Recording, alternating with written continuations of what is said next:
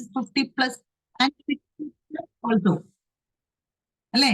60 കഴിഞ്ഞവരിതാ പൗലത്ത് മാം പറയുന്നു 60 ആയി എന്ന്.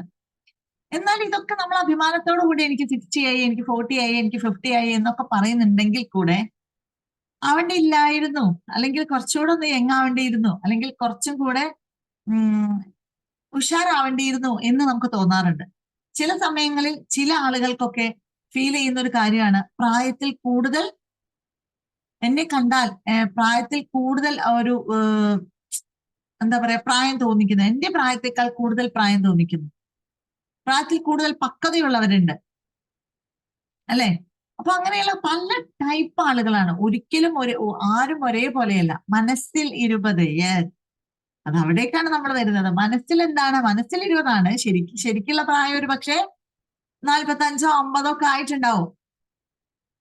കുറെ പഠിക്കണമായിരുന്നു എന്ന് തോന്നുന്നു. പ്രായം ഒരു വിഷയമാണോ പഠിക്കണം എന്നുള്ളതിന്? അല്ല, ഒരു വിഷയമല്ല. സുഖമായിട്ട് പഠിക്കും. ഇപ്പൊ പ്രത്യേകിച്ചും ആഫ്റ്റർ കൊറോണ എന്താണ്, വീട്ടിൽ വന്ന് പഠിപ്പിക്കുന്ന സിസ്റ്റമാണ് ഇപ്പൊ.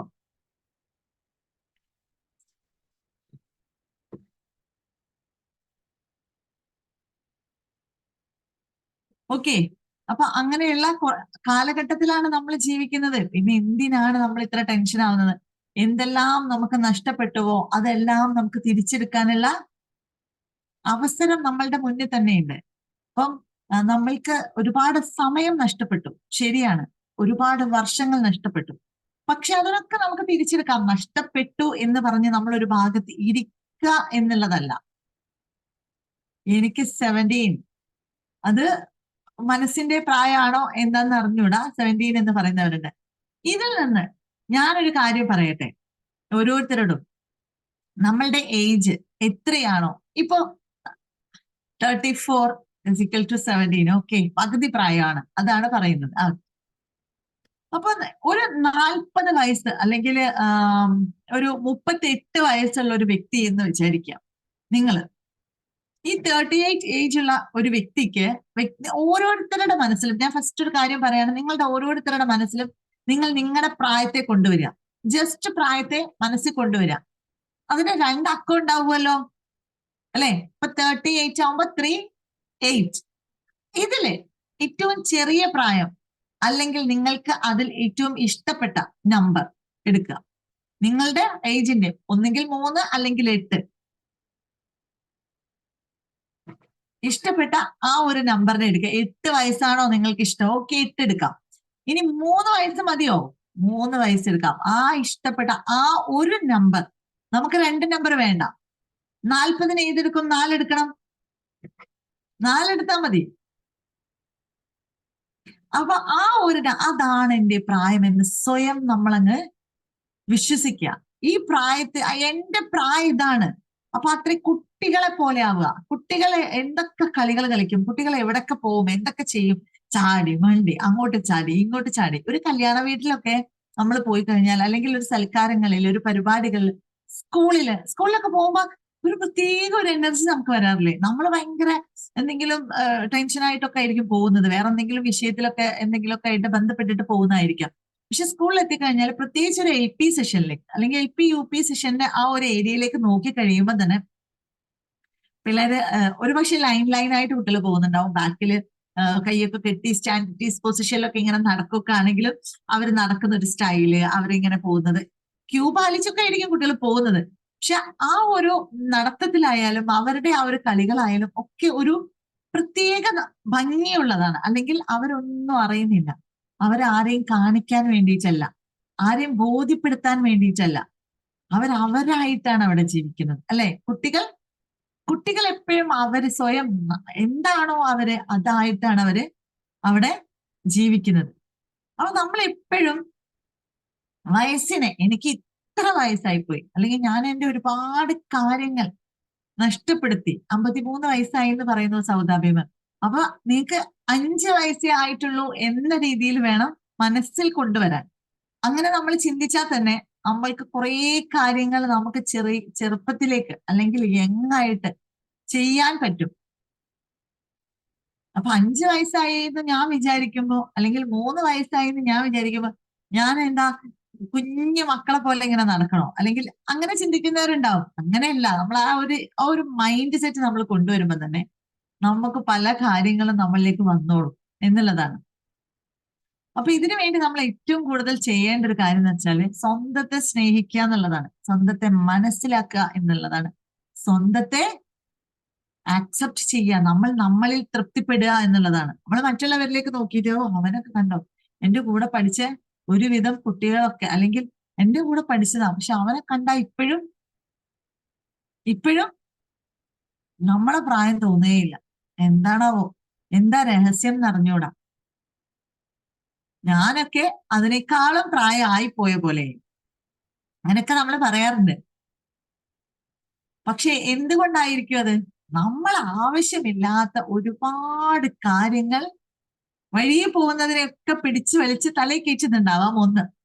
രണ്ട്, നമ്മൾ ഭയങ്കര ആദിയുള്ള വ്യക്തിയായിരിക്കാം. ചില വിഷയങ്ങളിൽ ഉത്കണ്ഠ ഒരുപാടുണ്ടാവാം, ആൻസൈറ്റി ഉണ്ടാവാം, ആവശ്യമില്ലാത്ത ചിന്തകൾ, നെഗറ്റീവ് തോട്ട്സ് ഉള്ള വ്യക്തിയായിരിക്കാം.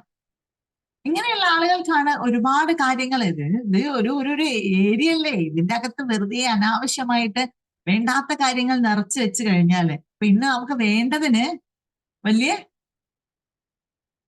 സ്പേസ് ഒന്നും ഉണ്ടാവില്ല. അല്ലെങ്കിൽ അതിന് വേണ്ട ഓ എന്റെ അനിയത്തിയുടെ ഉമ്മയാണോ എന്ന് ചോദിച്ചിരുന്നു എന്ന്. അപ്പൊ അതേപോലെയുള്ള ഒരുപാട് കമന്റ് ഉണ്ടാവും. അനിയത്തിയുടെ പല ആളുകളും അങ്ങനത്തെ പല കമന്റ്സും പലരും കേട്ടിട്ടുണ്ടാവാം, പലരും നേരിട്ടിട്ടുണ്ടാവാം.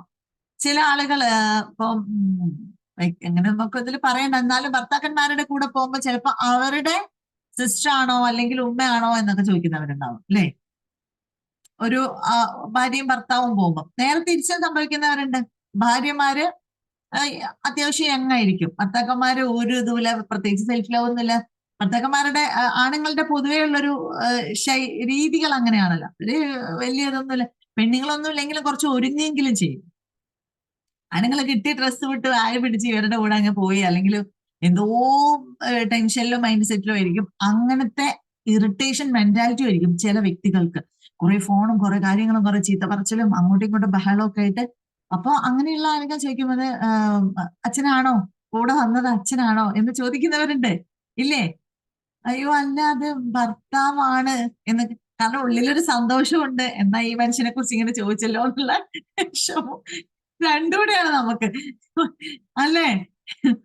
ഇങ്ങനെയുള്ള കുറെ കാര്യങ്ങൾ നമ്മുടെ ഓരോരുത്തരുടെ ലൈഫിലും കടന്നു പോവാറുണ്ട്. അപ്പൊ ഇവിടെ നമുക്ക് വേണ്ടത് എന്താണ്? നമ്മൾ പ്രായത്തെ വെല്ലുന്ന ഒരു വ്യക്തിയായി മാറണം. എന്റെ പ്രായം എനിക്കൊരു വിഷയമല്ല. അത് പല കാര്യങ്ങളിലും, നമുക്ക് കാഴ്ചയിൽ മാത്രമല്ല, നമ്മൾ കാണുമ്പോൾ ചിലപ്പോൾ നല്ല ഭംഗിയുള്ള ആളുകളൊക്കെ ആയിരിക്കാം, നല്ല യങ് ആയിരിക്കാം, ഫേസ് ഒന്നും അങ്ങനെ ഏജ് ഒന്നും തോന്നുന്ന ആളുകളൊന്നും ആയിരിക്കില്ല. പക്ഷേ നമ്മളുടെ ഉള്ള് അങ്ങനെ അല്ലെങ്കിലും നമ്മളുടെ മനസ്സ് വളരെ വെറൈഡായി വലിയ ആളുകളെ പോലെ അനാവശ്യമായി കുറെ ചിന്തിച്ച്, നമ്മൾ പറയാറുണ്ട് ചില ആളുകൾക്ക് ആവശ്യത്തിൽ കൂടുതൽ പക്വതയായിപ്പോയി, അല്ലെങ്കിൽ ആവശ്യമില്ലാത്ത കുറെ കാര്യങ്ങൾ ചിന്തിച്ചെടുക്കുന്ന ആളാണ് എന്നൊക്കെ. വലിയ ആളെ പോലെയാണ് വർത്താനം. കുട്ടികളെ തന്നെ നമ്മൾ പറയാറുണ്ട് അല്ലെ. ചില കുട്ടികൾ ഒരു 10-15 വയസ്സൊക്കെ ആയി വരുമ്പോ നമ്മൾ പറയാറുണ്ട് ഭയങ്കര വലിയ ആളാന്നാ വിചാരം, വർത്താനം കേട്ടാല് എന്തോ ഒരു വലിയ ഇതിലാ പറയാ. കുട്ടികൾ എപ്പോഴും കുട്ടിത്തമുള്ളവരായിരിക്കണം, കുട്ടികൾ കുട്ടികളെ പോലെ ആയിരിക്കണം എന്നൊക്കെ നമ്മൾ പറയാറുണ്ട്. ഇത് തന്നെയാണ് വലുതായി കുറച്ച് നമ്മൾ മുതിർന്നു കഴിഞ്ഞാലും ഓരോരുത്തരുടെയും അവസ്ഥ. നമ്മളായിരിക്കുക, അനാവശ്യമായ കുറേ കാര്യങ്ങൾ എടുത്ത് എന്തൊക്കെയോ ആയി മാറാതിരിക്കുക, യങ് ആവാൻ ശ്രമിക്കുക. എല്ലാ കാര്യത്തിലും യങ് ആവാനിരിക്കാം. എനിക്ക് മക്കളിപ്പോ വലിയ ഇതിൽ പഠിക്കാൻ തുടങ്ങി, അല്ലെങ്കിൽ മക്കളെ കെട്ടിച്ചു, പേരക്കുട്ടികളായി. ഇനിയിപ്പോ പഴയ കാര്യങ്ങളൊന്നും വേണ്ട, ചെറുപ്പമൊന്നും അല്ലല്ലോ, വയസ്സായില്ലേ. ഇതൊന്നുമല്ല. അങ്ങനെയുള്ള സംസാരങ്ങൾ വരെ അഫർമേഷൻസ് ആണ്. അറിയാലോ, നമ്മളിൽ പലർക്കും, എന്നെ കേൾക്കുന്ന എനിക്ക് തോന്നുന്നു ഒരു 70% ആളുകൾക്കും അറിയാം അഫർമേഷൻസ് എന്താണെന്ന്.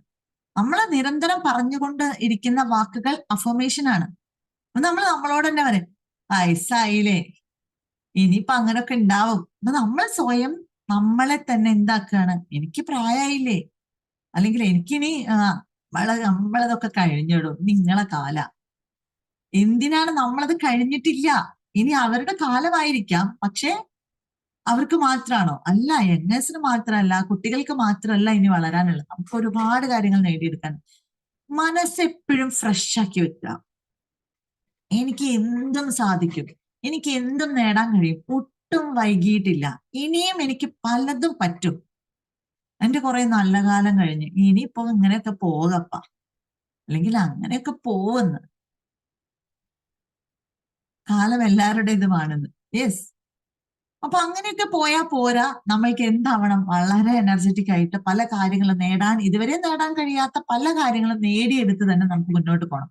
നമ്മൾ മുഖ സൗന്ദര്യത്തിന് വേണ്ടിയിട്ടും ശരീര പുഷ്ടിപ്പിന് വേണ്ടിയിട്ടും മറ്റുള്ളവരുടെ കാഴ്ചയിൽ നല്ല കുറച്ച് ടിപ് ടോപ്പ് ഒക്കെ ഉണ്ടാവാനും, അല്ലെങ്കിൽ അതിനൊക്കെ വേണ്ടി നമ്മൾ കുറെ കാര്യങ്ങൾ ചെയ്തു കൂട്ടാറുണ്ട്, അല്ലെ? ഇപ്പൊ നമ്മൾ കുറെ ആളുകൾ, എനിക്ക് തോന്നുന്നു ഇപ്പോഴത്തെ ഈ ഒരു ന്യൂ ജനറേഷൻ അല്ലാതെ തന്നെ കുറച്ചൊരു ഇതിൽ എനിക്ക് തോന്നുന്നു ഒരു 30, 40, 45 ഉള്ള ആളുകൾ കുറെയൊക്കെ സ്വന്തം ശരീരത്തെ ശ്രദ്ധിക്കാൻ തുടങ്ങി, അല്ലെങ്കിൽ കാഴ്ചയിലെ ഭംഗി, കാഴ്ചയിലെ സൗന്ദര്യത്തെ കുറച്ചുകൂടെ അവരെന്ത് കെയർ ചെയ്യാൻ തുടങ്ങി. നമ്മൾ മുഖം മെനിക്കാൻ തുടങ്ങി, പല കാര്യങ്ങൾ ചെയ്ത് പലതും കെയർ ചെയ്യാൻ തുടങ്ങി. പക്ഷെ അത് ഓക്കെ, നല്ലതാണ്, നമുക്ക് വേണം, അതും ഇതിന്റെ മെയിൻ ഭാഗമാണ്. നമ്മളെ കാണുമ്പോൾ നമ്മളുടെ ആ ഒരു അപ്പിയറൻസ്, നമ്മളുടെ ആ ഒരു ഫേസ് നമ്മളെ കാണുമ്പോഴുള്ള, അല്ലെ, നമുക്ക് തന്നെ കണ്ണാടിയിൽ നോക്കുമ്പോൾ നമ്മളോട് ഇഷ്ടം വരണേ.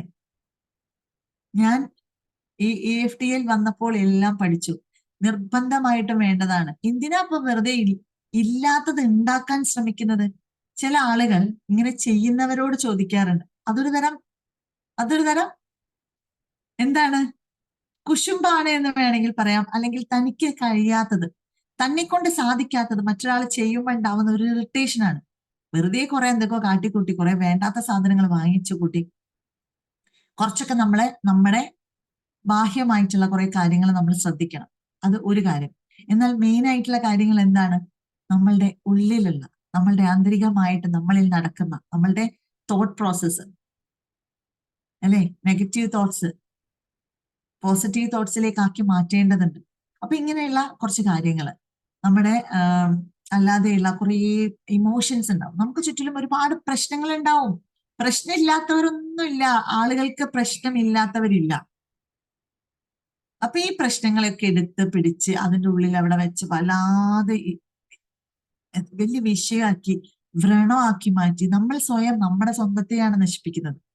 അപ്പൊ അങ്ങനെയുള്ള ആളുകൾ ഉണ്ടെങ്കിൽ, അങ്ങനെ ചിന്തിക്കുന്നവരാണെങ്കിൽ, അങ്ങനെയുള്ള കാര്യങ്ങളെയൊക്കെ എന്ത് ചെയ്യാൻ ശ്രമിക്കുക? പാട് തുടച്ചു നീക്കുക എന്ന് ഞാൻ പറയുന്നില്ല, അത് പറ്റില്ല. ഒറ്റയടിക്ക് ഇപ്പൊ ഇന്നിപ്പോ ഈ ഒരു ക്ലാസ് കേട്ടു, അല്ലെങ്കിൽ ഇന്നിപ്പോ ആരെങ്കിലും ഒന്ന് നമ്മളെ ഫ്രണ്ട്സോ ആരെങ്കിലും ഇനി അങ്ങനെ ആവാൻ പാടില്ല എന്ന് പറഞ്ഞു, ഞാൻ വീട്ടിൽ പോയാൽ ഇതൊക്കെ അങ്ങ് ഒഴിവാക്കും. ഇതിപ്പോ ബാഗിൽ എങ്ങാൻ നിറച്ചു വെച്ചതാണോ എടുത്ത് ഇങ്ങനെ പുറത്തിടാൻ? അല്ല. സാവധാനം പയ്യെ പയ്യെ നമുക്ക് ഒരുപാട് കാര്യങ്ങൾ മനസ്സിൽ നിന്നും നമ്മുടെ ഉള്ളിൽ നിന്നും ഒഴിവാക്കാൻ പറ്റുള്ളൂ. പക്ഷേ അതിനു വേണ്ടി നമ്മൾ ഒരുങ്ങുക, നമ്മൾ അതിനായിട്ട് തയ്യാറെടുക്കുക. ആ ഒരുക്കം നമ്മൾക്ക് വേണ്ടി, നമ്മളിൽ ഉണ്ടാക്കുന്ന മാറ്റത്തിന് വേണ്ടി നമ്മൾ റെഡി ആയി കഴിഞ്ഞാൽ ബാക്കിയുള്ള കാര്യങ്ങളൊക്കെ അതിന്റെ വഴിക്ക് നടന്നോളും. ഇങ്ങനെയുള്ള കുറച്ച് കാര്യങ്ങളിലേക്കാണ് നമ്മൾ പോകുന്നത്. അപ്പൊ സെൽഫ് ലവ് എന്ന് പറയുന്നതാണ് ആദ്യം നമ്മൾ കൊണ്ടുവരേണ്ടത്. നമുക്ക് എല്ലാവർക്കും അറിയുന്ന കാര്യമാണ്. സെൽഫ് ലവ് പ്രാക്ടീസ് ചെയ്യുന്നവരാണ് ഒരുപാട് പേര്, തെറാപ്പി ചെയ്യുന്നവരാണ് ഒത്തിരി പേര്. ഈ ഒരു സെൽഫ് ലവിലേക്ക് നമ്മൾ എങ്ങനെയാണ് വരിക? സ്വന്തത്തിനെ അങ്ങ് സ്നേഹിക്കുക. നമ്മൾ ബാക്കിയുള്ളവരെ കണ്ടിട്ട് ഹായ് എന്തൊരു നല്ലൊരു മനുഷ്യനാ, അല്ലെങ്കിൽ എന്തൊരു ഭംഗിയാ അവരെ കാണാൻ, എന്തൊരു നല്ല വ്യക്തിത്വ, അല്ലെങ്കിൽ എന്തൊരു നല്ല സ്വഭാവമാണ്, ഒരു പ്രത്യേക നേച്ചറാണ്, അല്ലെങ്കിൽ പ്രത്യേക നാച്ചുറാലിറ്റിയാണ് എന്നൊക്കെ നമ്മൾ പറയാറുണ്ട് ഓരോരുത്തരെ കൊണ്ടും. എന്നാൽ നമ്മളെ കൊണ്ട് നമ്മൾ തന്നെ ഒന്ന് പറയുകയാണെങ്കിൽ, ഞാൻ എന്നെ പറ്റി പറയുകയാണെങ്കിൽ, നമ്മൾ ഇങ്ങനെയൊക്കെ പോകുന്നു, നമുക്ക് നിങ്ങളെ പോലെയുള്ള കഴിവൊന്നുമില്ല, അല്ലേ? നമ്മൾ നിങ്ങളെ പോലെ ഒന്നും അല്ല. എപ്പോഴും നമ്മൾ പഠിച്ചു, സെൽഫ് ലവ് EFT പഠിപ്പിച്ചു. യെസ്, നമ്മളിലുള്ള ഒരുപാട് ആളുകൾക്ക്, ഒരുപാട് വ്യക്തികൾക്ക് സെൽഫ് ലവ് എന്താണെന്നും, സ്വന്തത്തെയാണ് ആദ്യം സ്നേഹിക്കേണ്ടത്. നമ്മളെ സ്നേഹിച്ചു കഴിഞ്ഞാൽ നമ്മളിൽ ഒതുങ്ങാനല്ല, നമ്മൾ മറ്റുള്ളവരിലേക്ക് സ്പ്രെഡ് ആവും. മറ്റുള്ളവർ നമ്മളെ സ്നേഹിക്കും, നമ്മൾ മറ്റുള്ളവരെയും സ്നേഹിക്കും. നമ്മൾ സ്വന്തത്തിലേക്ക് ഒതുങ്ങിക്കഴിഞ്ഞ്, അല്ലെങ്കിൽ സ്വന്തത്തിലേക്ക് നമ്മൾ നോക്കിക്കഴിഞ്ഞാൽ, അതാണ് പറയുന്നത്. അപ്പൊ നമ്മളോട് തന്നെ നമുക്ക് ഇഷ്ടമുണ്ടെങ്കിൽ നമ്മൾ എന്ത് ചെയ്യും? നമ്മൾ ഭക്ഷണത്തിൽ കൺട്രോൾ കൊണ്ടുവരും. എന്തെങ്കിലും കഴിച്ച് ജീവിക്കുക അല്ല, എന്തെങ്കിലും കഴിച്ച് ജീവിച്ചാൽ പോരാ, ആവശ്യമുള്ളത് ആവശ്യമുള്ളപ്പോ മാത്രം കഴിച്ച് ജീവിക്കുക. അങ്ങനെ വേണം കഴിക്കാൻ. നമ്മൾ നമുക്ക് വേണ്ടി എക്സസൈസ് ചെയ്യണം. കുറേ വാരി വലിച്ച് ഭക്ഷണം കഴിക്കേ, അല്ലെങ്കിൽ കുറേ ഉണ്ടാക്കിയിട്ട് ബാക്കിയുള്ളവർക്ക് സെർവ് ചെയ്തിട്ട് ബാക്കി ഉണ്ടെങ്കിൽ മാത്രം കഴിക്കേ, ഇതല്ല വേണ്ടത്. കാര്യമായിട്ട് എനിക്ക് എന്താണോ വേണ്ടത്, എനിക്ക് എന്താണോ ഇഷ്ടം, എനിക്ക് പറ്റുന്നത്, എനിക്ക് ആവശ്യമായത് നമ്മൾ നമുക്ക് വേണ്ടിയിട്ട് നമ്മൾ മാറ്റിവെക്കണം. നമുക്ക് വേണ്ടിയിട്ട് നമ്മൾ എടുക്കണം, കഴിക്കണം. അതേപോലെ നമ്മുടെ മനസ്സിന് നമ്മൾ കൊടുക്കുന്ന അതേ പ്രാധാന്യം തന്നെ നമ്മൾ എന്തിനു കൊടുക്കണം? ശരീരത്തിന് കൊടുക്കണം. ശരീരത്തിന് കൊടുക്കുന്ന അതേ പ്രാധാന്യം നമ്മൾ എന്തിനു കൊടുക്കണം? മനസ്സിന് കൊടുക്കണം. അപ്പൊ ഈ രണ്ട് ഭാഗവും മൈൻഡ് ബോഡി കണക്ഷൻ അറിയുന്നവരാണ് നമ്മളിൽ അധിക പേരും. അപ്പൊ ഈ മൈൻഡ് ബോഡിക്ക് നമ്മൾ ഏത് രീതിയിലാണോ കെയർ കൊടുക്കേണ്ടത് അതിനെക്കുറിച്ച് നമ്മൾ മനസ്സിലാക്കുക, അതിനെക്കുറിച്ച് പഠിക്കുക. എന്തെല്ലാം ചെയ്യണോ നമ്മൾക്ക് വേണ്ടിയിട്ട് അതൊക്കെ നമ്മൾ ചെയ്യാൻ ശ്രമിക്കുക. അവിടെയാണ് എക്സസൈസ്, മെഡിറ്റേഷൻ, ഇങ്ങനെയുള്ള കാര്യങ്ങളൊക്കെ നമ്മൾ കൊണ്ടുവരേണ്ടത്. മനസ്സ് ശാന്തമാവാനും സ്വസ്ഥമാവാനും സന്തോഷമാവാനും നമ്മളിലേക്ക് പലതും, നമ്മളിൽ ഇങ്ങനെ കുമിഞ്ഞു കൂടി കിടക്കുന്ന ഒരുപാട് കാര്യങ്ങൾ നമ്മൾ മെഡിറ്റേഷനിലൂടെ നമുക്ക് എന്ത് ചെയ്യാൻ പറ്റും? മെല്ലെ മെല്ലെ നമുക്ക് ഡിലീറ്റ് ബട്ടൺ പോലെ നമുക്ക് പ്രസ് ചെയ്ത് ഒഴിവാക്കാൻ പറ്റും. നമ്മൾ മെഡിറ്റേഷനിൽ ഇരുന്ന മൈൻഡിനെ നമ്മളിങ്ങനെ കുറേ കാര്യങ്ങളിൽ നിന്ന് റിലാക്സ് ചെയ്യിപ്പിക്കാം. അതേപോലെ മനസ്സിനും ശരീരത്തിനും വേണ്ടതാണ് എന്ത്? എക്സസൈസ്. ഈ എക്സസൈസ് എന്ന് പറയുന്നത് എല്ലാ ക്ലാസ്സിലും എനിക്ക് തോന്നുന്നു ഏത് കാര്യം വന്ന് പറയുമ്പോഴും അവസാനം നമുക്ക് പറയാനുണ്ടാവുന്ന ഒരു വിഷയമാണ് എക്സസൈസ് എന്നുള്ളത്. പക്ഷെ ഈ ഒരു വിഷയത്തിൽ നമുക്ക് ഫസ്റ്റ് ആദ്യം പറയാനുള്ള ഒരു കാര്യമാണ് ഫുഡും എക്സസൈസും, അല്ലെ? ഇവിടെ മെയിൻ ആയിട്ട് നമുക്ക് ഫുഡും എക്സസൈസും മെയിൻ വിഷയം തന്നെയാണ്. പിന്നീട് അടുത്ത കാര്യം എന്താണ്? നമ്മൾ മാക്സിമം കുട്ടികളിൽ അല്ലെങ്കിൽ കുട്ടികളോടൊപ്പം ചെലവഴിക്കാൻ ശ്രമിക്കുക. ഞാൻ ഫസ്റ്റ് തന്നെ പറഞ്ഞു സ്കൂളിന്റെ കാര്യം. സ്കൂളിൽ പോയി കഴിഞ്ഞാൽ നമുക്ക് ഉണ്ടാവുന്ന ആ ഒരു ഫീല്, അല്ലെങ്കിൽ ആ ഒരു നമ്മൾ നോക്കി നിന്ന് പോകും അല്ലെ? കുട്ടികളെ കളികളും കാര്യങ്ങളൊക്കെ നോക്കി നിന്ന് പോവാറില്ലേ? ചെറിയ ക്ലാസ്സിലായാലും ഇനിയിപ്പോ വലിയ ക്ലാസ്സിലെ കുട്ടികളൊക്കെ ഒന്ന് ബസ് സ്റ്റോപ്പിലൊക്കെ നിൽക്കുന്നത് കണ്ടാലൊക്കെ ഒരു രസമാണ്. നമ്മൾ നമ്മുടെ പഴയ കാലത്തിലേക്കൊക്കെ ഒന്ന് ചിന്തിച്ചു പോകും. ജിമ്മിൽ പോകുന്നുണ്ട് എന്ന് പറയുന്നു. ഓക്കെ, ജിമ്മിലൊക്കെ പോവാം, പറ്റുന്നവർക്ക് ജിമ്മിൽ പോകാം, അല്ലാത്തവർക്ക് വീട്ടിലിരുന്നിട്ട് ചെയ്യാം. പല ഫെസിലിറ്റീസും ഇന്ന് നാട്ടിലുണ്ട്. പണ്ടത്തെ പോലെ അതൊരു വലിയ വിഷയമല്ല. പണ്ടൊക്കെ ഒരു പെൺകുട്ടി, ഒരു സ്ത്രീ ജിമ്മിൽ പോവാന്നൊക്കെ പറഞ്ഞാൽ വളരെ റെയർ ആയിരുന്നു. അത് വലിയ വിഷയമായിരുന്നു. ഇവിടെ ജിമ്മിലൊക്കെ പോകുന്നവളാ, ടോണേ മാറി, സ്റ്റൈലേ മാറും ആളുകളുടെ. ഭയങ്കര ഇതുള്ള ലേഡിയാ.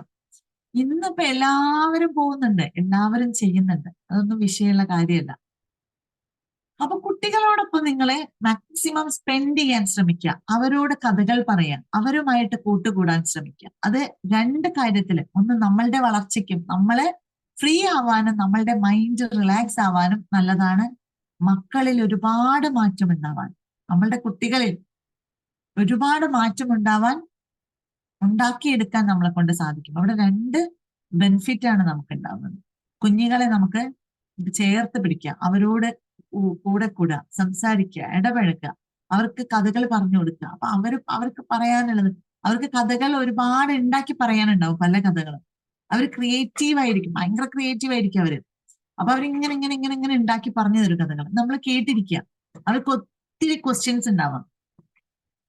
കുട്ടികൾ വളരുന്നത് തന്നെ ക്വസ്റ്റ്യൻ ചോദിച്ചിട്ടായിരിക്കണം. പല ടൈപ്പ് ക്വസ്റ്റ്യൻസ്, കുറെ ക്വസ്റ്റ്യൻ ആയിട്ട് 3-4 ക്വസ്റ്റ്യൻസ് ഒക്കെ നമ്മൾ എങ്ങനെയെങ്കിലൊക്കെ തട്ടിമുട്ടി ആൻസർ ഒക്കെ കൊടുക്കും. പിന്നെ ദേഷ്യം പിടിക്കും നമുക്ക്. ഒന്നും മിണ്ടാതെ അവിടെ ഇരുന്ന 100 വെറുതെ അനാവശ്യമായിട്ട് ഓരോന്ന് ചോദിച്ചുകൊണ്ടിരിക്കുക. ഒരിക്കലും നമ്മൾ പറയാൻ പാടില്ലാത്ത കാര്യമാണ് കുട്ടികളുടെ അടുത്ത്. അവര് ചോദ്യങ്ങൾ ചോദിച്ച് വളരണം എന്നുള്ളതാണ്. അപ്പൊ നമ്മളും ഇങ്ങനെ പലതും പറഞ്ഞു കൊടുക്കുക. അപ്പൊ ശരിക്കും ഇതിലൊക്കെ നമ്മളെ ഭയങ്കരമായിട്ട് നമുക്ക് ബെനിഫിറ്റ് ഉണ്ട്. നമ്മൾ റിലാക്സ് ആവുന്നുണ്ട്, നമ്മളുടെ ബ്രെയിനിന് മാറ്റങ്ങൾ ഉണ്ടാവുന്നുണ്ട്. അതാണ് മനസ്സിലാക്കേണ്ടത്. അപ്പൊ കുട്ടികളായിട്ട് ഇടപഴകുക എന്നുള്ളത്. അടുത്ത കാര്യമാണ് നമുക്ക് ഇഷ്ടമുള്ള ഫ്രണ്ട്സ്, കൂട്ടുകെട്ട്. ഇതില് പഴയ കൂട്ടുകെട്ട് എനിക്ക് തോന്നുന്നു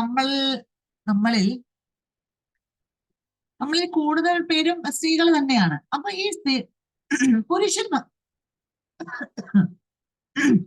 പുരുഷന്മാര് പൊതുവെ അവരുടെ ഫ്രണ്ട്ഷിപ്പ് ഒക്കെ മെയിൻറ്റെയിൻ ചെയ്ത് കൊണ്ടുപോകുന്നതാണ്. അല്ലെങ്കിൽ അവരെങ്ങനെയെങ്കിലുമൊക്കെ ആയിട്ട് തട്ടിയും മുട്ടിയും ഈ ഫ്രണ്ട്ഷിപ്പും അവരുടെ പഴയ കൂട്ടുകാരെയും ഇനി പുതിയ പുതിയ പുതിയ ബന്ധങ്ങളെയും ഒക്കെ അവരെ നിലനിർത്തുകയും അവരുടെ ജോലി സംബന്ധമായിട്ടൊക്കെ അവർക്ക് ഒത്തിരി ഫ്രണ്ട്സും പല റിലേറ്റഡ് ആയിട്ടുള്ള കുറെ ആളുകളുമായിട്ട് ഇവർക്ക് എന്നും സമ്പർക്കം ഉണ്ടാവും.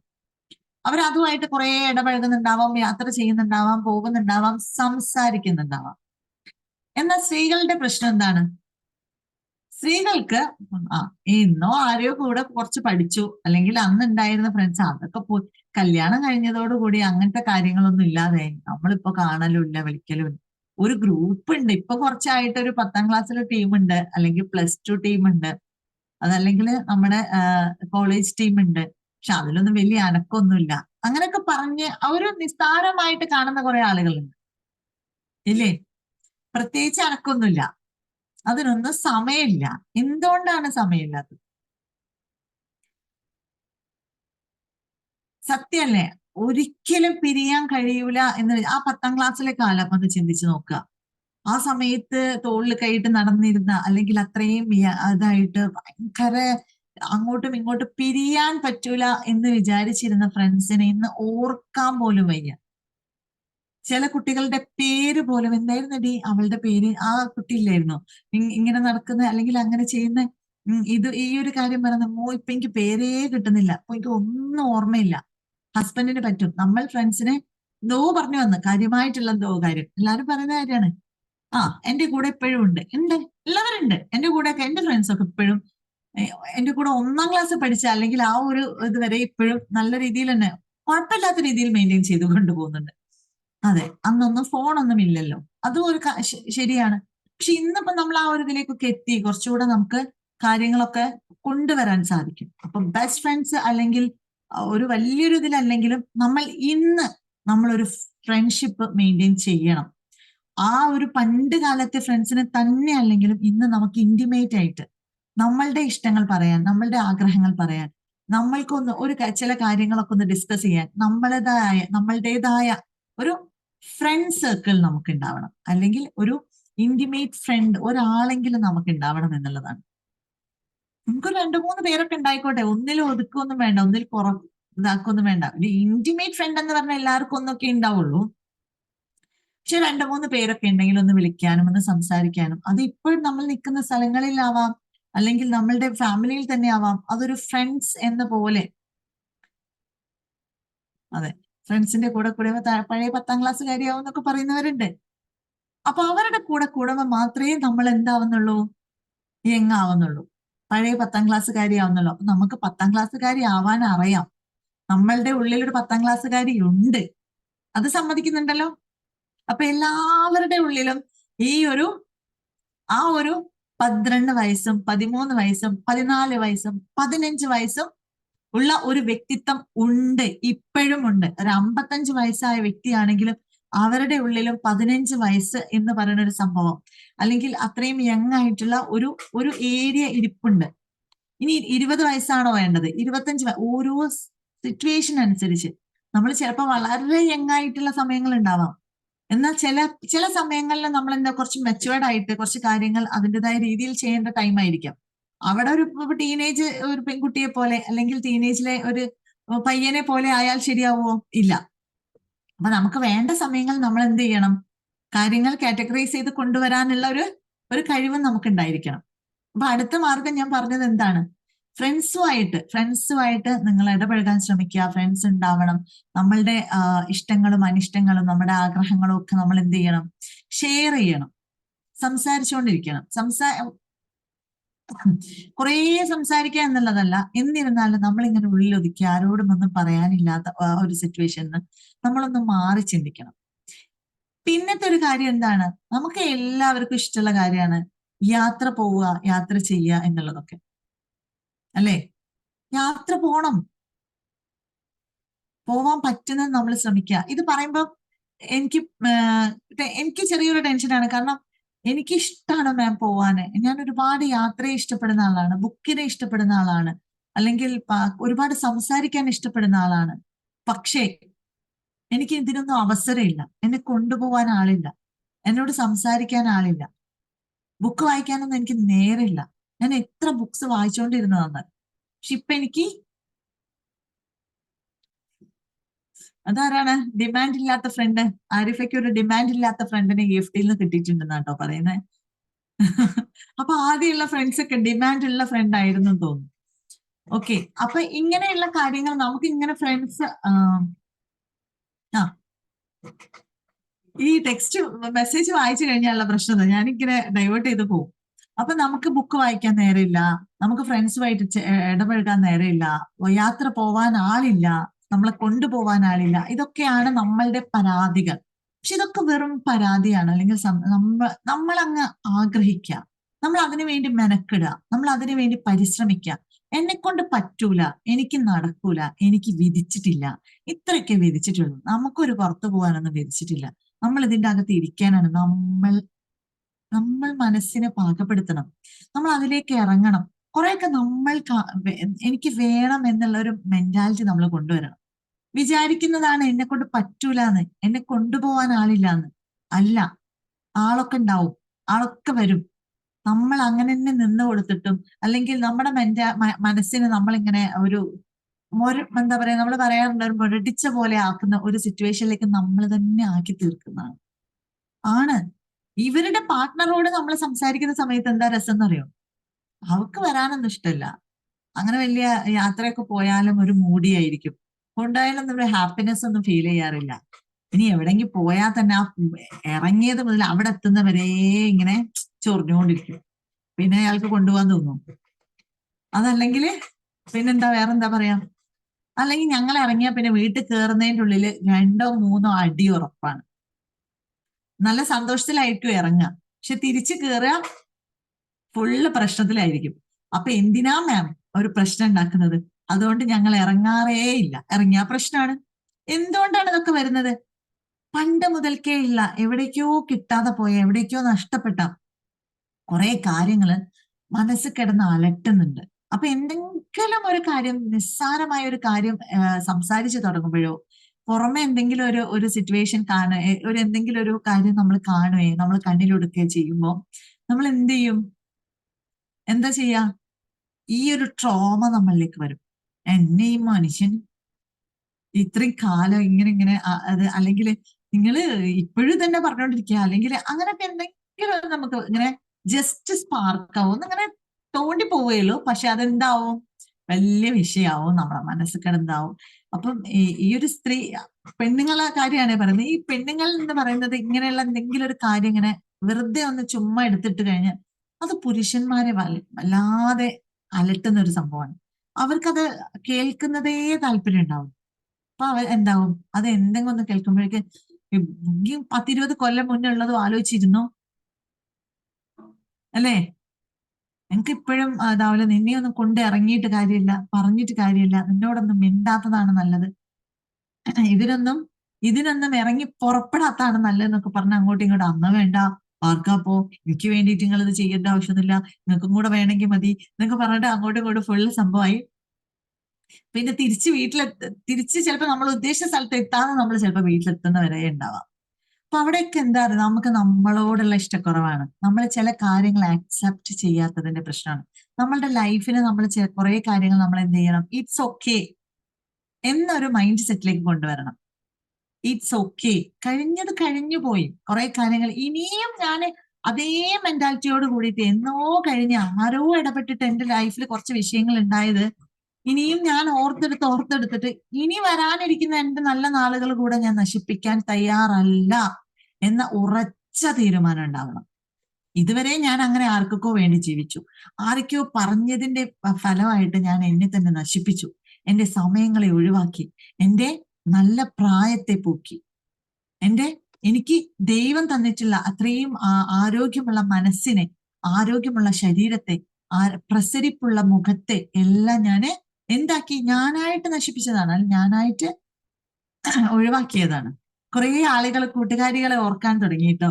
ടെക്സ്റ്റ് മെസ്സേജ് ഇങ്ങനെ വരുന്നുണ്ട്, എന്റെ കൂട്ടുകാരി, എന്റെ പഴയ കാലം, എന്റെ 10ാം ക്ലാസ്, എന്റെ UP സംഗമം, ഇതൊക്കെ പറയുന്നുണ്ട് കേട്ടോ ഓരോരുത്തരും. നന്നായിട്ട് ഓർത്തോളൂ. ആ ഒരു സമയത്ത് നമുക്ക് ഡോപാമിൻ ഉണ്ടാവട്ടെ, നമ്മളിൽ ഹോർമോൺ ഉണ്ടാവട്ടെ, നമ്മളിൽ ഒരുപാട് ഇഷ്ടങ്ങളും ആഗ്രഹങ്ങളും പ്രതീക്ഷകളും വരട്ടെ. ഓക്കെ, അപ്പോ ഇങ്ങനെയുള്ള കുറെ കാര്യങ്ങളുണ്ട്. അപ്പൊ ഇപ്പൊ ഞാൻ പറഞ്ഞ പോലെ തന്നെ ഹോർമോൺസിന്റെ നമ്മളുടെ ഓരോ കാര്യങ്ങളും നമ്മളിൽ ഉണ്ടാക്കുന്നത്, അല്ലെങ്കിൽ നമ്മളെ പല പ്രവർത്തനങ്ങളും അതിൻ്റെതായ രീതിയിൽ നടക്കുന്നത് ഹോർമോൺസിന്റെ സഹായത്തോട് കൂടിയിട്ടാണ് ആണ് അല്ലെ. ബ്രെയിനിൽ വരുന്ന ന്യൂറോ പ്ലാസ്റ്റിസിറ്റിയിൽ ഉണ്ടാവുന്ന കുറെ ചിന്താ തരംഗങ്ങൾ പോലെയുള്ള കുറെ സ്പാർക്കുകൾ ഉണ്ടാവുന്നുണ്ട് ബ്രെയിനിൽ. അപ്പൊ ഇതിനനുസരിച്ചും ഈ ഹോർമോണിന്റെ സഹായത്തോട് കൂടിയിട്ടൊക്കെയാണ് നമുക്ക് നമ്മളിൽ പല ഇമോഷൻസും ഉണ്ടാവുന്നത്, പല പ്രവർത്തനങ്ങളും നമ്മളിൽ നടക്കുന്നത്. അപ്പൊ ഈ ഇമോഷൻസിനെയും ഈ പ്രവർത്തനങ്ങളെയൊക്കെ ഭംഗിയാക്കിയിട്ട് നല്ല രീതിയിൽ നമ്മളിൽ ഉണ്ടാവണമെങ്കിൽ നല്ല ചിന്തകൾ തന്നെ വേണം.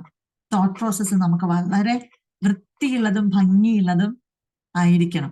അപ്പൊ അതിനു വേണ്ടിയിട്ട് പോസിറ്റീവ് ആയിരിക്കണം എന്നുള്ളതാണ് പറഞ്ഞു വരുന്നത്. വളരെ പോസിറ്റീവ് ആയിട്ടുള്ള കാര്യങ്ങളായിരിക്കണം. അപ്പൊ അതിനു വേണ്ടിയിട്ട് നമ്മൾ സ്വയം നമ്മളിൽ ഉണ്ടാകുന്ന നെഗറ്റീവ്സിനെ മാറ്റി പോസിറ്റീവ് ആക്കാൻ വേണ്ടിയിട്ട് നമ്മൾ ശ്രമിച്ചുകൊണ്ടിരിക്കണം. നമ്മൾ സ്വയം നമ്മുടെ ഒരു ബാറ്ററി ആയിട്ട് മാറുക. നമ്മൾ നമ്മളെ തന്നെ ഇങ്ങനെ ചാർജ് ചെയ്തുകൊണ്ടിരിക്കുക. പോസിറ്റീവിലേക്ക് നമ്മൾ എന്ത് ചെയ്യുക, നമ്മളിങ്ങനെ ചാർജ് ചെയ്ത് ബൂസ്റ്റ് ചെയ്ത് കൊണ്ടുവരിക.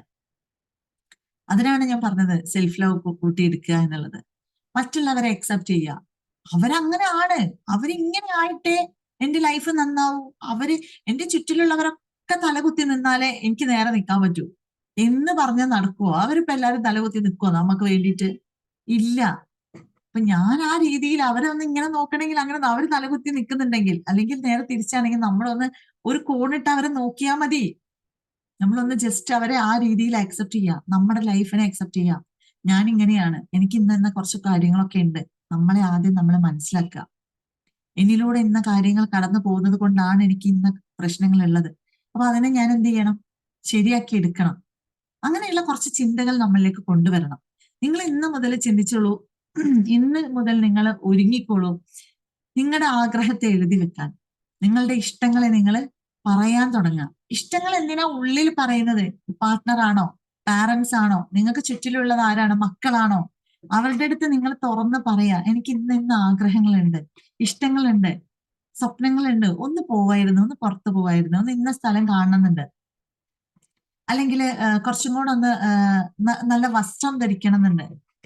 എത്രയോ ആളുകൾക്ക് ഒരു പക്ഷേ നല്ലൊരു വസ്ത്രം, നമ്മളുടെ ഇഷ്ടപ്പെട്ടൊരു വസ്ത്രം, നല്ലൊരു വസ്ത്രം ധരിക്കാത്തവരൊന്നും ഉണ്ടാവില്ല. എല്ലാവർക്കും അവരുടേതായ ഒരു ഇതൊക്കെ ഉണ്ടാവും. പക്ഷെ നമ്മൾ പലരെയും പേടിച്ചിട്ട് നമ്മളൊരു നമുക്ക് തൃപ്തിയുള്ള ഒരു വസ്ത്രം ഒരു പക്ഷെ ധരിക്കുന്നുണ്ടാവില്ല. അവരെന്ത് വിചാരിക്കും, ഇവരെന്ത് വിചാരിക്കും? കൊണ്ടുപോകില്ല മാം. ഞാനിത് പ്രതീക്ഷിച്ചതാണ്, ഇങ്ങനെ കമന്റ് കുറെ പ്രതീക്ഷിച്ചതാണ്. കൊണ്ടുപോകും, കൊണ്ടുപോകില്ല എന്നല്ല, കൊണ്ടുപോകും. നിങ്ങൾ അതിനുള്ള പണി എടുത്തോളൂ. നിങ്ങൾ നിങ്ങളിൽ പണിതാ മതി, മറ്റുള്ളവരിൽ പണിയണ്ട. കൊണ്ടുപോകാത്തത് ആരാണോ ആ വ്യക്തിയിൽ പണിയാൻ നിൽക്കണ്ട. നിങ്ങൾ നിങ്ങളിൽ പണിയാ. പോകും എന്ന പ്രതീക്ഷ തന്നെ. ഈ കൊണ്ടുപോകില്ല എന്ന് എഴുതിയില്ലേ, അത് ആത്മവിശ്വാസത്തോടെ പറയാ, ഞാൻ പോകും, എന്നെ കൊണ്ടുപോകും. ഞാൻ ഒറ്റയ്ക്ക് പോകുന്നല്ല, എന്നെ കൊണ്ടുപോകും. നമ്മുടെ എപ്പോഴും നമുക്ക് നമ്മുടെ കൂടെ നമ്മൾ ഏറ്റവും ഇഷ്ടപ്പെടുന്നവര്, ഏറ്റവും സ്നേഹിക്കുന്നവര് നമ്മളെ കൂടെ ഉണ്ടാവണം എന്നാണ്. ഇനി ജീവിക്കണം നമുക്ക് വേണ്ടി. ആ അപ്പൊ ഇങ്ങനെയുള്ള കുറെ കാര്യങ്ങൾ നമ്മളെ മനസ്സിലേക്ക് നമ്മൾ കൊണ്ടുവരിക സാധിക്കും. കാരണം എന്താന്ന് വെച്ചാല് ഇതേപോലെയുള്ള കുറെ കാര്യങ്ങളിലൂടെ ലൈഫിൽ വലിയ വിഷയങ്ങളൊന്നും ഇല്ലായിരുന്നെങ്കിലും ഒരു നോർമലായിട്ട് പോകുന്ന ഒരാളൊക്കെ ആയിരുന്നു ഞാനും. കുഴപ്പമൊന്നുമില്ല, വലിയ പ്രശ്നങ്ങളൊന്നുമില്ല, അങ്ങനെ ഇങ്ങനെ പോവായിരുന്നു. പക്ഷെ എവിടേക്കോ പഠിക്കാൻ പറ്റിയില്ല, എന്തൊക്കെയോ ചെയ്യാൻ പറ്റിയില്ല.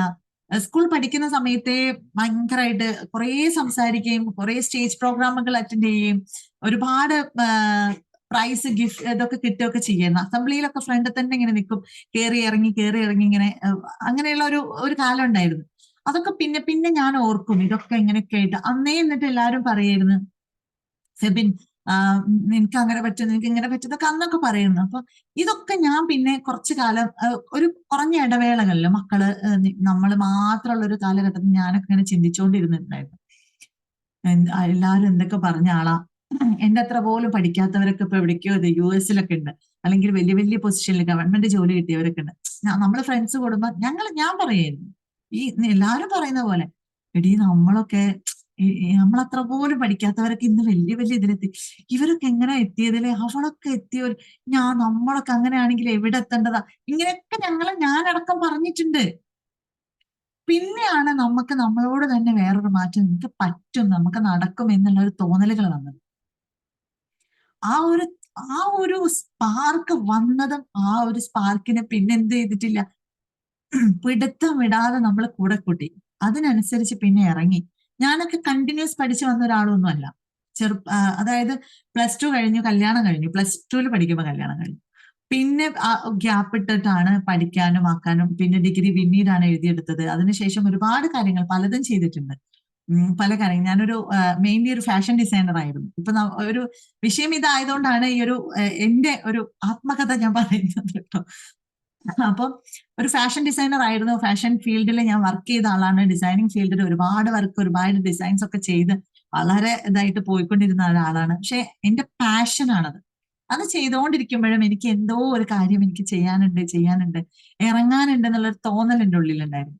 ആ സമയത്തും ഞാൻ എന്റെ ക്ലയൻസുമായിട്ട്, കസ്റ്റമേഴ്സുമായിട്ട് ഡീൽ ചെയ്യുമ്പോഴും സംസാരിക്കുമ്പോഴും ഞാൻ പുറത്തായിരുന്നു, പുറത്തുള്ള ആളുകളുമായിട്ട് ഫ്ലാറ്റിലൊക്കെ എല്ലാവരോടായിട്ട് സംസാരിക്കുമ്പോഴൊക്കെ പല നാട്ടുകാര് ഭാഷയൊന്നും വെലങ്ങനെ അറിഞ്ഞൊന്നും കൂടാ, ഇനി നമുക്കറിയുന്ന കുറച്ച് ഇംഗ്ലീഷോ അല്ലെങ്കിൽ കുറച്ച് ഹിന്ദിയോ ഒന്നും കൂടെ ഉള്ളവർക്കും അറിഞ്ഞോളണമെന്നില്ല. പാകിസ്ഥാനികളൊക്കെ ആയിരിക്കും അടുത്തുണ്ടാവുക, അല്ലെങ്കിൽ ബംഗ്ലാദേശികള്, പാകിസ്ഥാനികള്, അങ്ങനെ ഏതൊക്കെയോ നാട്ടുകാരല്ലേ, ഫിലിപ്പീൻസ്, ഇവർക്കൊന്നും നമ്മുടെ ഭാഷ കൂളായിട്ട് അറിഞ്ഞോളണമെന്നില്ല.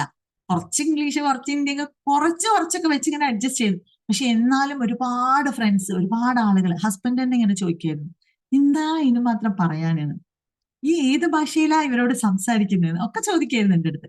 പക്ഷെ അവിടൊക്കെ ഭയങ്കര ഒരു എന്താ പറയാ, ഒരു ഇൻട്രസ്റ്റ് വരാൻ തുടങ്ങി. എല്ലാവരുമായിട്ട് പെരുമാറാനും അതാക്കാനും പ്രവർത്തിക്കാനൊക്കെ നല്ലൊരു താല്പര്യമായിരുന്നു. എപ്പോഴും എന്റെ ഫ്ലാറ്റിൽ എപ്പോഴും ആരെങ്കിലും ഒക്കെ ഉണ്ടാവേ, ആരെങ്കിലും ഇങ്ങനെ വരും, പറയും, സംസാരിക്കും, അല്ലെങ്കിൽ അവരുടെ ഡിസൈൻ ചെയ്യാനുള്ള അല്ലെങ്കിൽ സ്റ്റിച്ച് ചെയ്യാനുള്ള സാധനങ്ങളൊക്കെ കൊണ്ടുതരും. അങ്ങനെ എപ്പോഴും ആക്റ്റീവായി പോയി. സാധനങ്ങൾ വാങ്ങിക്കാൻ മാർക്കറ്റുകളിൽ പോവും. അവിടെ ഇറങ്ങുമ്പോഴും സംസാരിക്കും. ഓരോ ഏരിയകളിൽ പോകുമ്പോഴും അവിടുന്ന് ഓരോരുത്തരും ചോദിക്കുന്ന ചോദ്യങ്ങളുണ്ട്. മാം എന്താണ് ചെയ്യുന്നത്, വർക്ക് ചെയ്യുന്നുണ്ടോ, നിങ്ങൾ എവിടെയാണ്, എന്താണെന്ന് ചോദിക്കുമ്പോൾ അപ്പൊ നമുക്ക് എന്താണ്, നമുക്ക് നമ്മളോട് തന്നെ ഒരു പ്രൗഡ്നെസ് ഫീൽ ചെയ്യും. ഒരു നമ്മൾ ആ പോകുമ്പോഴും നമ്മളുടെ ഒരു അപ്പിയറൻസും സംസാര രീതിയും ഒക്കെ കണ്ടിട്ടായിരിക്കുമല്ലോ ഇവര് വലിയ വലിയ ഓഫീസുകളിൽ പോകുമ്പോൾ, ഹോസ്പിറ്റലുകളിൽ പോകുമ്പോൾ, കുട്ടികളെ ചിലപ്പോൾ കാണിക്കാനോ വേറെ എന്തെങ്കിലും വിഷയത്തിനൊക്കെ നമ്മൾ ഒറ്റയ്ക്കാണ് പോവുക. അപ്പോഴൊക്കെ അവർ ചോദിക്കും, മാം വർക്ക് ചെയ്യുന്നുണ്ടോ, മാം എന്താ ചെയ്യുന്നത് എന്നൊക്കെ ചോദിക്കുമ്പോൾ ഒരു പക്ഷെ അവരുടെ ഒരു ബിസിനസ് പരമായിട്ട് ചോദിക്കുന്നതായിരിക്കാം, അല്ലെ, ബിസിനസ് ട്രിക്സ് ആയിരിക്കാം. എന്നിരുന്നാലും നമ്മളിലേക്ക് ഇത് എന്തായി, ഒരു മോട്ടിവേഷൻ പോലെ, എന്നിലേക്കൊക്കെ ഒരു മോട്ടിവേഷൻ പോലെയായി. അപ്പൊ എന്നെ കാണുമ്പോൾ അവർക്ക് അങ്ങനെ ഫീൽ ചെയ്യുന്നുണ്ട് എന്ന് തോന്നാൻ തുടങ്ങി. എന്റെ സംസാരങ്ങൾ അതിനനുസരിച്ചുള്ളതാ, അല്ലെങ്കിൽ എനിക്ക് അങ്ങനെ മറ്റുള്ളവരോട് പെരുമാറാൻ പറ്റുന്നുണ്ട്, എനിക്ക് അതിനുള്ള ഒരു കഴിവുണ്ട് എന്ന് ഞാൻ സ്വയം മനസ്സിലാക്കാൻ തുടങ്ങി. അങ്ങനെ പല കാര്യങ്ങളും, പിന്നെ പലതും അറിയണം എന്നായി, പഠിക്കണം എന്നായി, ചെയ്യണം എന്നായി. ഇങ്ങനെ ഇറങ്ങിയതാണ്. കുറെ കാലങ്ങൾക്ക് ശേഷം, കുറച്ച് ഇതിന് ശേഷം തന്നെ ഇറങ്ങിയതാണ്.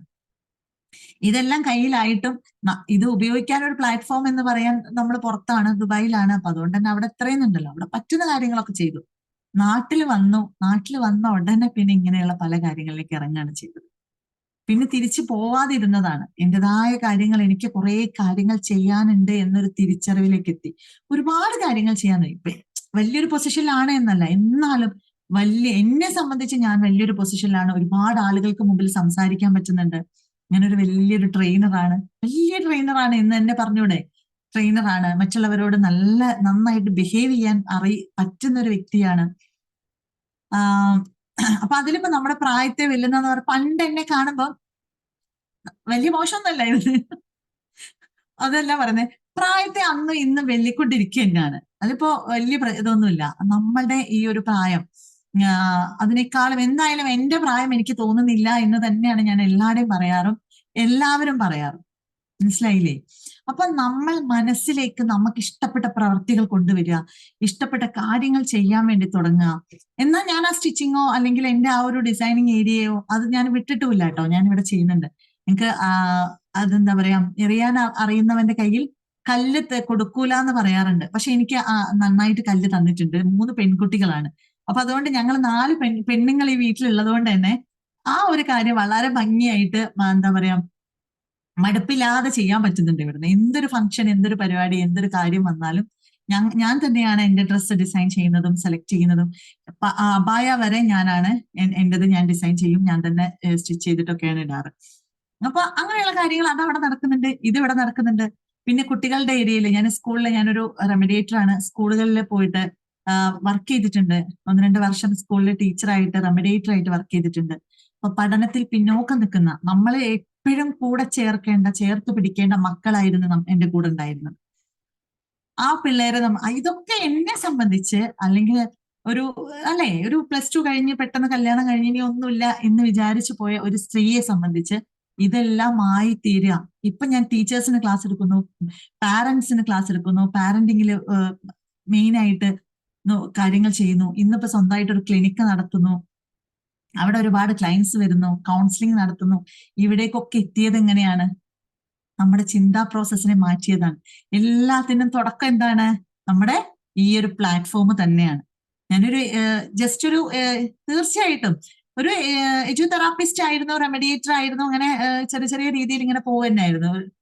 ചെറുതായിട്ട് ട്രെയിനിങ് ഒക്കെ ഉണ്ടായിരുന്നു. പക്ഷെ അതിന്റെ ഇടയിൽ കൂടെയാണ് നമുക്ക് EFT എന്നൊരു പ്ലാറ്റ്ഫോം കേൾക്കുന്നത്, ഇവിടുത്തെ ക്ലാസ്സിനെ കുറിച്ചിട്ടും ഇവരുടെ കാര്യങ്ങൾ.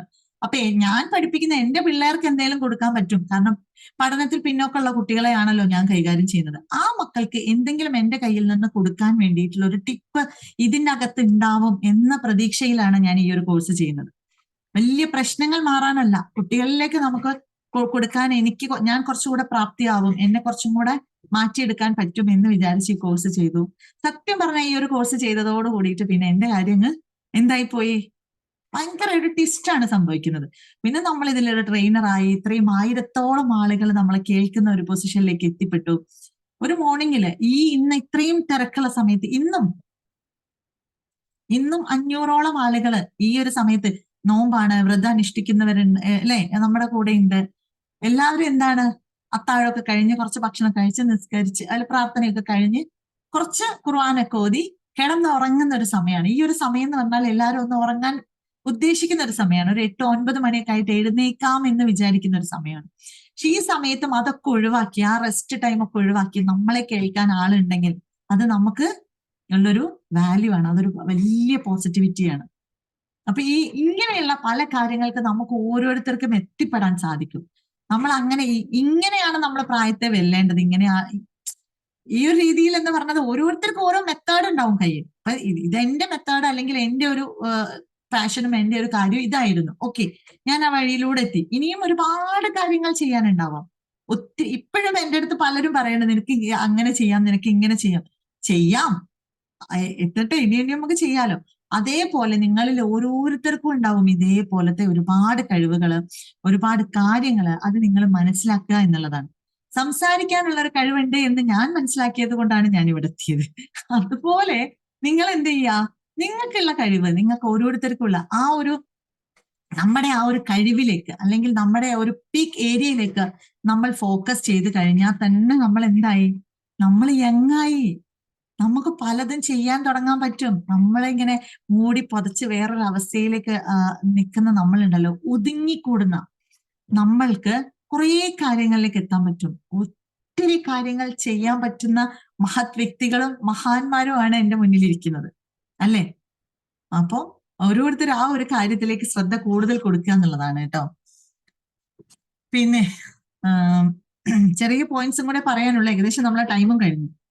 അപ്പൊ കുട്ടികളോടൊപ്പം മാക്സിമം നിങ്ങൾ ഓരോരുത്തരും ടൈം സ്പെൻഡ് ചെയ്യാൻ ശ്രമിക്കുക. യാത്ര പോവുക, ഇഷ്ടമുള്ള പ്രവർത്തികളിൽ ഏർപ്പെടുക. അതിന്റെ ഉദാഹരണമാണ് പറഞ്ഞത്. നമുക്ക് സന്തോഷം കിട്ടുന്ന, നമ്മൾ തൃപ്തി ഉണ്ടാകുന്ന പ്രവർത്തികളിൽ ഏർപ്പെടുക. നമുക്ക് ഇഷ്ടമില്ലാത്ത, നമ്മൾ അത്ര തൃപ്തകരമല്ലാത്ത കാര്യങ്ങൾ നമുക്ക് ചെയ്യേണ്ടി വരും. അത് ചെയ്യണ്ടെന്നല്ല, ചെയ്യേണ്ടി വരും. പക്ഷെ എന്നിരുന്നാലും നമ്മൾ അതിലേക്ക് കൂടുതൽ, അത് എന്ത് ചെയ്യാൻ, എന്റെ യോഗമാണ് അല്ലെങ്കിൽ എന്റെ നിവർത്തികേടാണ് എന്ന് പറഞ്ഞ് അത് തന്നെ ചെയ്തുകൊണ്ടിരിക്കാതെ നമ്മളുടെ കാര്യത്തിലേക്ക് നമ്മൾ ഫോക്കസ് ചെയ്യാം. ഇഷ്ടമില്ലാത്ത കാര്യങ്ങൾ അത് ഇഷ്ടപ്പെട്ട് ചെയ്യാൻ ശ്രമിക്കാം. അല്ലെങ്കിൽ അതിനെ നമ്മൾ എന്ത് ചെയ്യാം, പയ്യെ പയ്യെ നമുക്കത് മാറി വരും നമ്മുടെ ലൈഫിൽ. അതിനേക്കാളും പ്രയോറിറ്റി നമുക്ക് വേറൊരു കാര്യത്തിന് വരുമ്പം ആ കാര്യം പയ്യെ പയ്യെ അത് കുറഞ്ഞു വരും. കടമകളും നമ്മുടെ അവകാശങ്ങളൊക്കെ നമ്മൾ ചെയ്യേണ്ട വേണം, അത് ചെയ്യണം കേട്ടോ. അത് ഇല്ല എന്നല്ല പറയുന്നത്. പക്ഷെ എന്നിരുന്നാലും അത് മാത്രമായി ഒരു കടമ നിറവേറ്റാൻ മാത്രം ജീവിച്ച് മരിക്കേണ്ടി വരുന്ന ഒരു അവസ്ഥ ഉണ്ടാവരുത്. ഓക്കെ, വളരെ സന്തോഷകരമായിട്ട് തന്നെ എല്ലാ കാര്യവും ചെയ്തിട്ട് തന്നെ, മറ്റുള്ളവരെ നോക്കാതെ, അത് എന്താ പറയാ, ചെയ്യുന്നത് തെറ്റല്ലേ എന്നൊക്കെ ചോദിക്കുന്ന ആളുകളുണ്ട് ഞങ്ങളടുത്ത്. അങ്ങനെയല്ല, നമ്മുടെ കാര്യം നമ്മൾ ചെയ്യുക, അതേപോലെ നമ്മൾ ചെയ്യേണ്ട കാര്യങ്ങൾ നമ്മൾ മറ്റുള്ളവർക്ക് ചെയ്തും കൊടുക്കുക. അങ്ങനെ അതാണ് ഞാൻ പറയുന്നത്. എപ്പോഴും കളിയും ചിരിയും അങ്ങനെയുള്ള കാര്യങ്ങൾ നമ്മൾ കൊണ്ടുവരാൻ ശ്രമിക്കുക. എപ്പോഴും ഒരു മുഖമായിട്ടിരിക്കുക.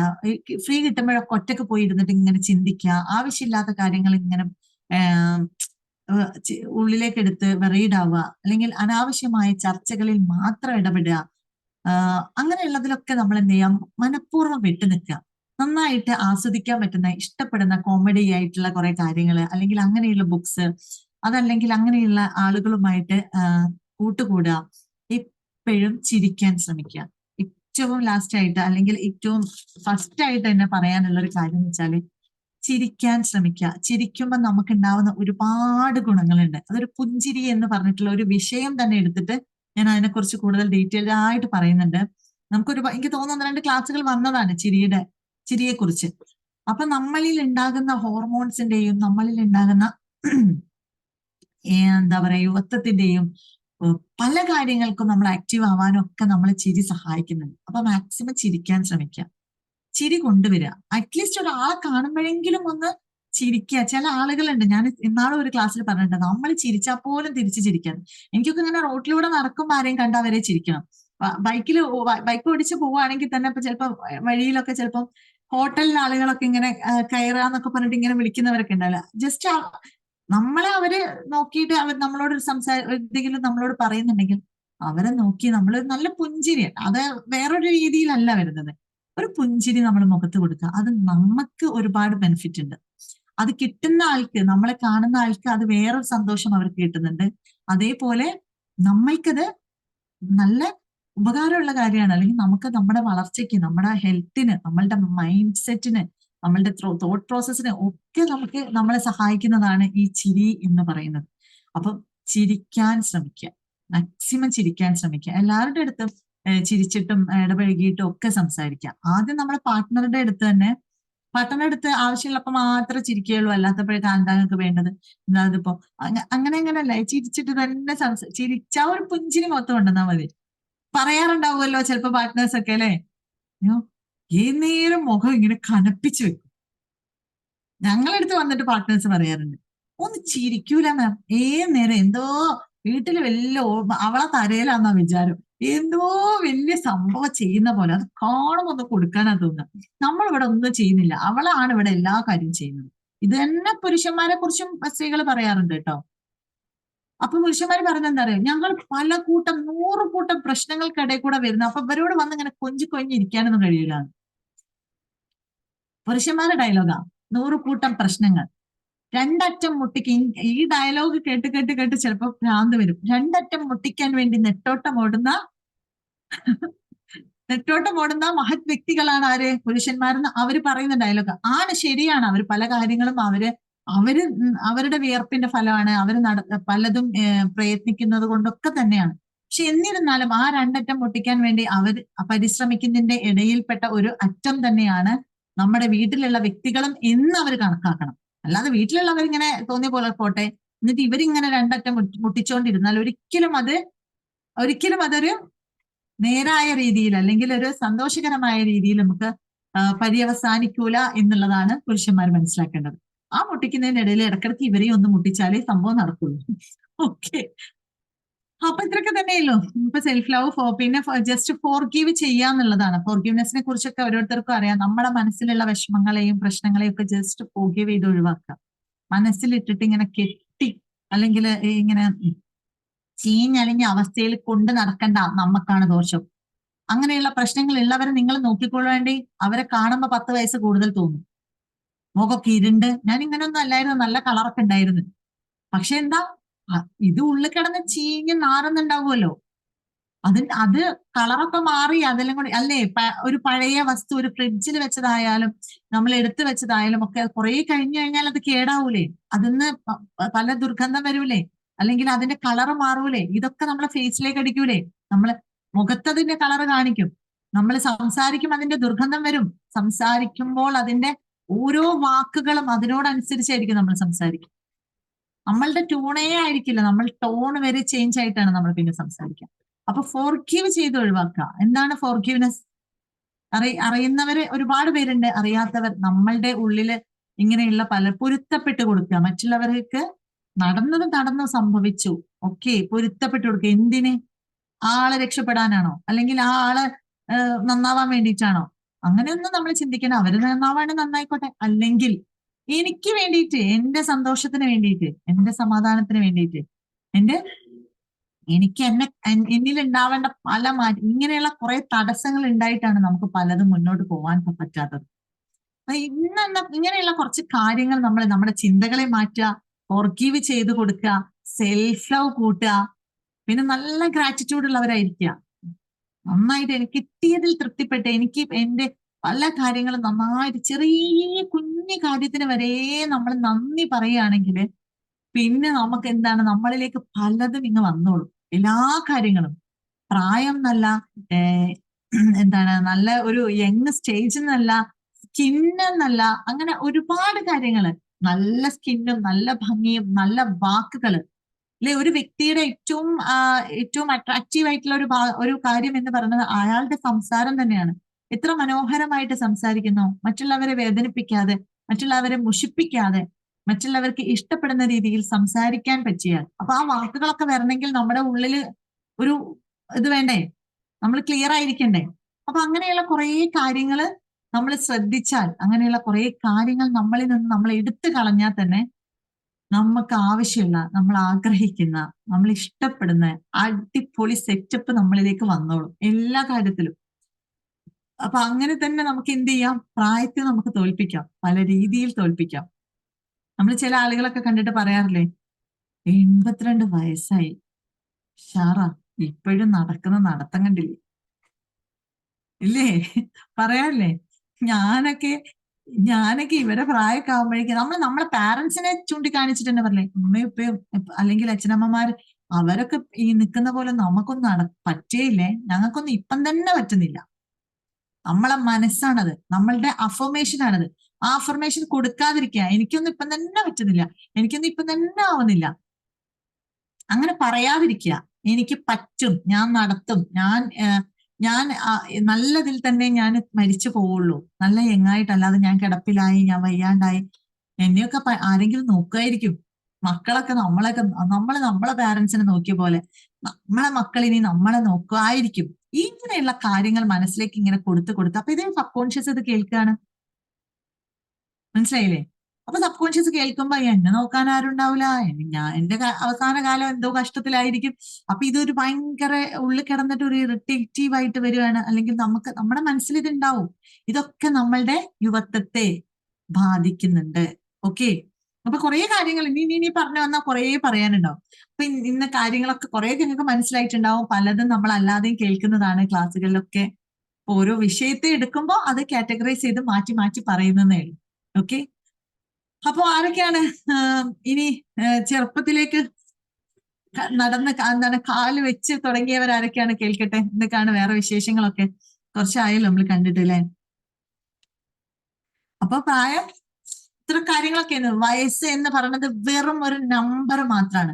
ഇപ്പൊ സ്ത്രീകൾക്ക് പൊതുവെ വയസ്സ് പറയാൻ മടി ഉണ്ടാവാറുണ്ട്. വയസ്സ് ഇത്ര ആയാലും എന്താ, നമ്മളുടെ പെർഫോമൻസിലാണ് കാര്യം, അല്ലെ?